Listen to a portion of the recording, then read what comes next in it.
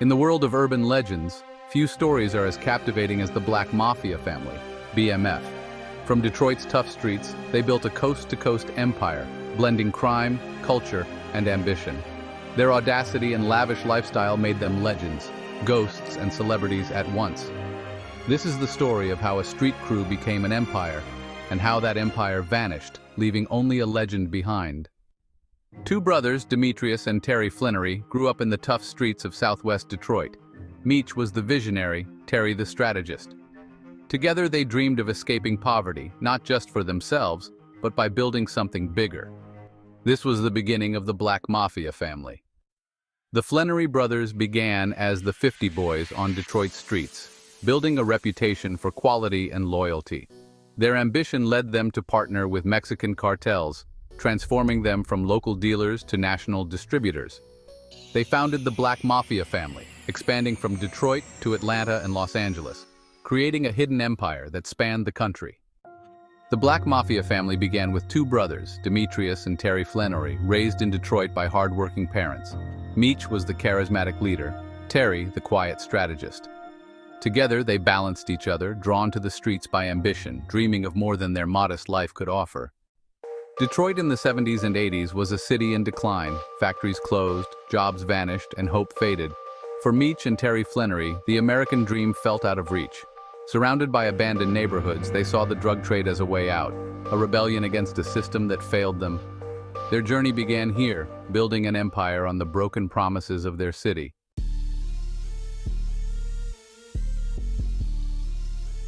The Flannery brothers started small, selling crack cocaine as teenagers in Detroit. By day, they were students. By night, hustlers with a business mindset. Meech's charisma built a loyal client base, while Terry's sharp numbers sense kept their operation tight. They branded themselves as the 50 Boys, selling $50 rocks and standing out in a crowded market. Instead of fighting turf wars, they focused on efficiency and customer satisfaction. Realizing the limits of street sales, they pooled money to buy in bulk, moving from retailers to wholesalers.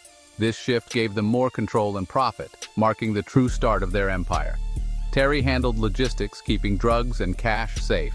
Meech recruited ambitious hustlers to their disciplined crew. The 50 Boys evolved into a tightly run team, laying the foundation for something far bigger than Detroit.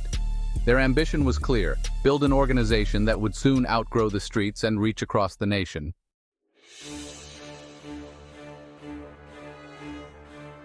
The Flannery brothers outgrew Detroit's corners and set their sights on national dominance. They cut out middlemen, forging direct ties with Mexican cartels for a steady, cheap cocaine supply. Profits soared, and they began supplying entire networks, not just street dealers. The 50 Boys' name was left behind. They rebranded as the Black Mafia family, BMF. BMF operated like a Fortune 500 company. Terry managed logistics and money laundering. Meech handled expansion and branding. Their new identity reflected their ambition and power. With Detroit as their base, they planned a relentless expansion across the country. BMF's leadership and infrastructure were in place, ready for coast-to-coast operations. They weren't just drug dealers anymore. They were empire builders. The Black Mafia family was born, poised to become a national criminal powerhouse.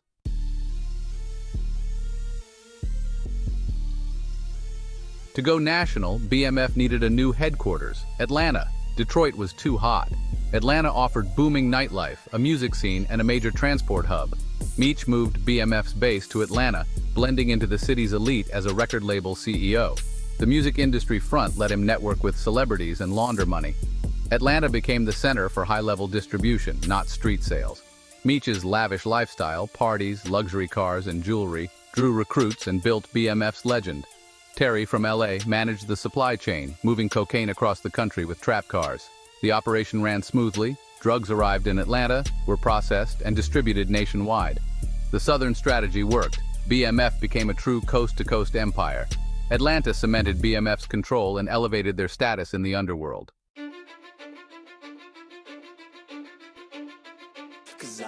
Meech understood the power of branding. BMF had to be more than a drug crew. The BMF logo and billboards made them a household name, instilling pride and fear. Aligning with hip-hop, Meech launched BMF Entertainment, signing artists and appearing in music videos. BMF blurred the line between crime and culture, becoming an aspirational lifestyle. The brand attracted recruits with promises of wealth, loyalty, and belonging. Meech's generosity, gifting Bentleys and Rolexes, reinforced his image as a benevolent king. But the flashy lifestyle drew law enforcement's attention. DEA and police couldn't ignore the billboards and parties. The brand that built BMF's legend also made them a top federal target. Meech's desire for visibility became the empire's greatest vulnerability.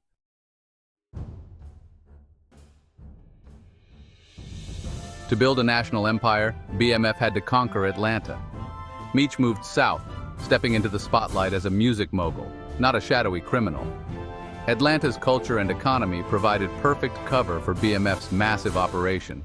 Their opulence fit right in, making them celebrities as much as kingpins. Atlanta's highways made it the ideal distribution hub for the East Coast. Terry managed the supply from LA, ensuring a steady flow from Mexico to Atlanta.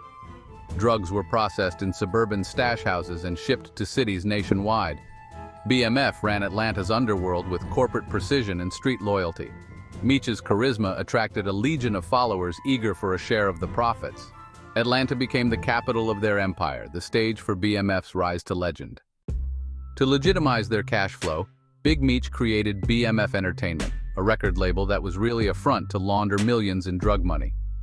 Meech poured cash into artists and lavish events, blurring the lines between hip-hop and the criminal underworld.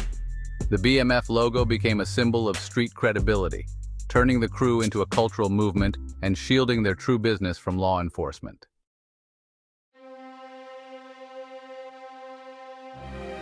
As the Black Mafia family grew into a colossal empire, the founding partnership between the two Flenory brothers began to show signs of strain. Demetrius Big Meech Flenory and Terry Southwest T. Flenory had always been a perfect team, but their different personalities and philosophies started to clash under the immense pressure of running their organization. Meech, based in Atlanta, embraced the spotlight. He was the flamboyant showman, believing that BMF's loud public image was a key to its power and influence. He thrived on the attention, the parties, and the celebrity status, seeing it as a necessary part of building and maintaining their brand of invincibility. Terry, on the other hand, remained in the shadows.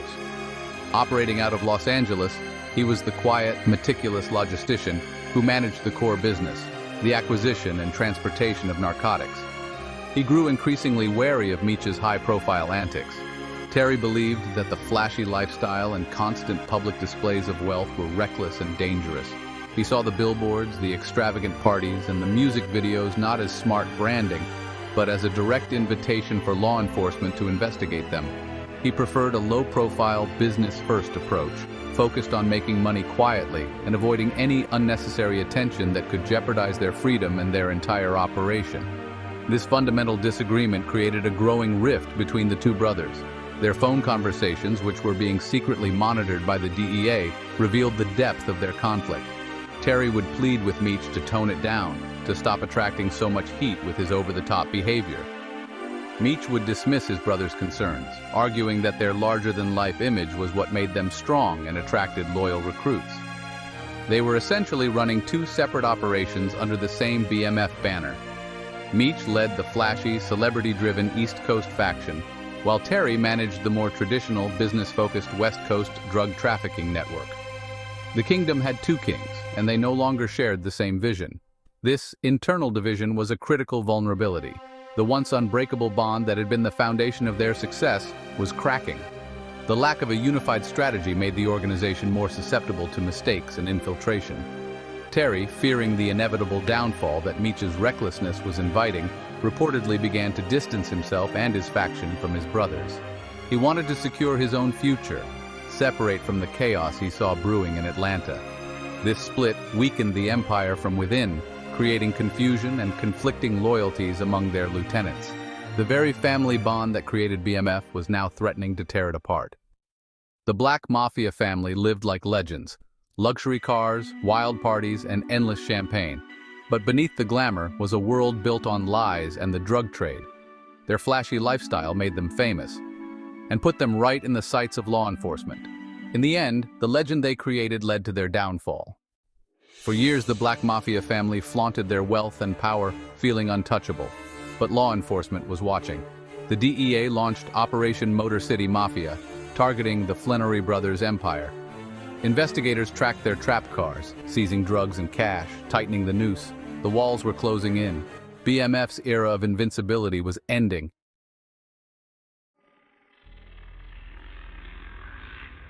The single most devastating weapon used by Operation Motor City Mafia was the wiretap. After gathering enough evidence from surveillance and drug seizures to establish probable cause, the DEA obtained federal court orders to secretly listen in on the phone conversations of key BMF members, including the Flannery brothers themselves. This was the turning point in the investigation. For the first time, investigators could hear the inner workings of the empire directly from the mouths of its leaders. The wiretaps provided an unfiltered, real-time window into BMF's entire operation, from drug shipments and money laundering to internal disputes and strategic planning. The kingdom's most protected secrets were now being broadcast directly to the authorities. The recordings captured everything. Agents listened as BMF members discussed the logistics of moving cocaine from Los Angeles to Atlanta. They overheard conversations about collecting drug debts, coordinating cash drop-offs, and warning each other about police activity. The wiretaps confirmed the scale of the operation, with the Flanneries and their top lieutenants casually discussing multi-kilogram shipments as if they were everyday business transactions. The sheer volume of incriminating evidence was staggering. Every conversation was another nail in the coffin, providing prosecutors with the irrefutable proof they needed to link the entire conspiracy together and prove it in a court of law. Crucially, the wiretaps also exposed the deep and growing rift between Big Meech and Southwest T investigators, listened as the two brothers argued heatedly over the phone. Terry would plead with Meech to stop the flashy, high-profile behavior, warning him that he was attracting too much federal attention.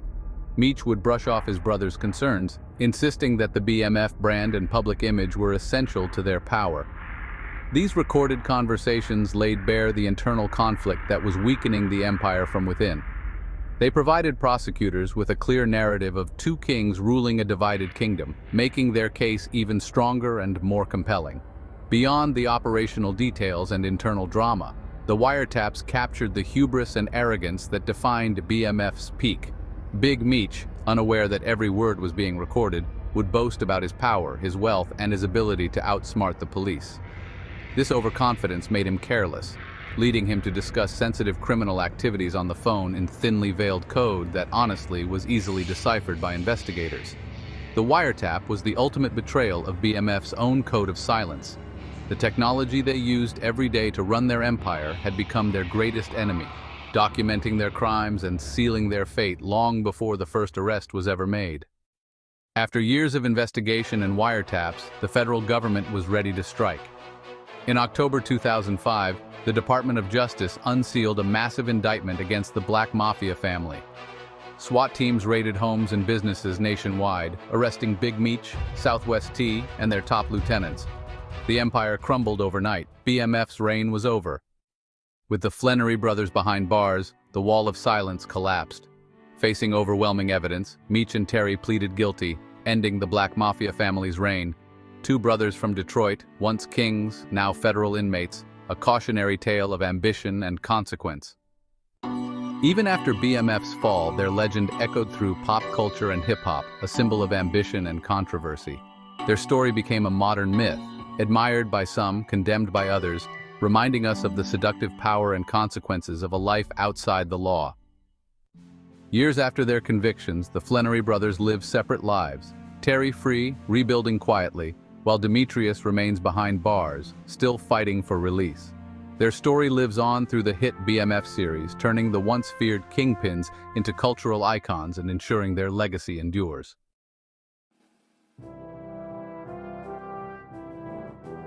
The Black Mafia family's saga is a profoundly American tale: ambition, opportunity, and the pursuit of a dream in a city of broken promises.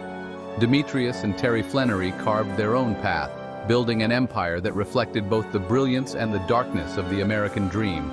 Their story is a cautionary tale. Power gained outside the law is fleeting, and dreams built on sand can become nightmares. The Black Mafia family's story is one of stark contrasts: brotherhood and betrayal, glamour and crime, success and downfall. The Flannery brothers built an empire, but their double life couldn't last. Their visibility brought fame and law enforcement. In the end, their ambition led to a dead end, leaving behind a cautionary tale in black and white.